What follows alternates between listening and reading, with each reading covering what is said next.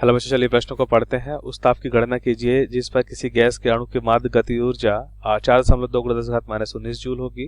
Volts मान नियतांक के बराबर यहाँ पे 1.4 × 10⁻⁻23 जूल प्रति केल्विन है। तो इस प्रश्न को समझने के लिए सबसे पहले हम प्रश्न की मुख्य अवधारणा को समझेंगे। तो हम यहाँ पे लिखते हैं मुख्य अवधारणा। क्या होगी मुख्य अवधारणा? सबसे पहले यहाँ पे हम लिखेंगे मुख्य अवधारणा। मुख्य अवधारणा तो हम यहाँ पे देखते हैं कि एक अणु की माध्य गति ऊर्जा क्या होती है। सबसे पहले देखेंगे एक अणु की माध्य गति ऊर्जा, माध्य गतिज ऊर्जा क्या होगी। एक अणु की माध्य गति ऊर्जा हो जाएगी E के बराबर 3/2 kT, जहाँ पे K क्या होता है वोल्ट्स मान्यतांक और T क्या होता है परम ताप। K तो हमें दे रखा है K का मान वोल्ट्स मान्यतांक, और T यहाँ पे लिख लेते हैं, ये कहलाता है परम ताप, जो हमेशा किस में होता है, केल्विन में होता है। अब हम यहाँ पे प्रश्नानुसार उत्तर को समझेंगे। तो हम यहाँ पे लिखते हैं उत्तर।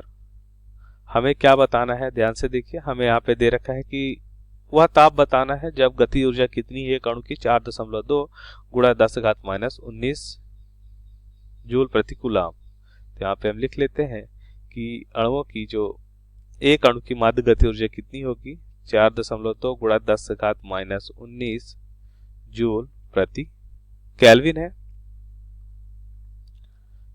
जूल, अच्छा इतनी जूल हमें दे रखी है, हमें इतनी जूल ऊर्जा दे रखी है। तो यहाँ पे ध्यान से देखिए, जैसा कि मुख्य अवधारणा में हमने देखा कि माध्य गति ऊर्जा एक अणु की कितनी होती है, 3/2 kT। तो वह ताप मान लेते हैं, अगर T है तो T का मान हमें बताना है। तो यहाँ पे ध्यान से देखिए, हमें दे रखा है माध्य गति ऊर्जा एक अणु का 4.2 × 10⁻⁻19 जूल बराबर 3/2। K का मान कितना दे रखा है, वोल्ट्स मान्यतांक हमें दे रखा है 1.4 ×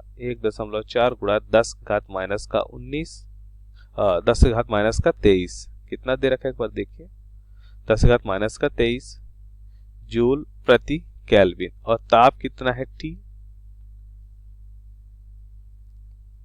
तो ध्यान से देखिए, इसे हल करते हैं तो हमें मान क्या मिलेगा।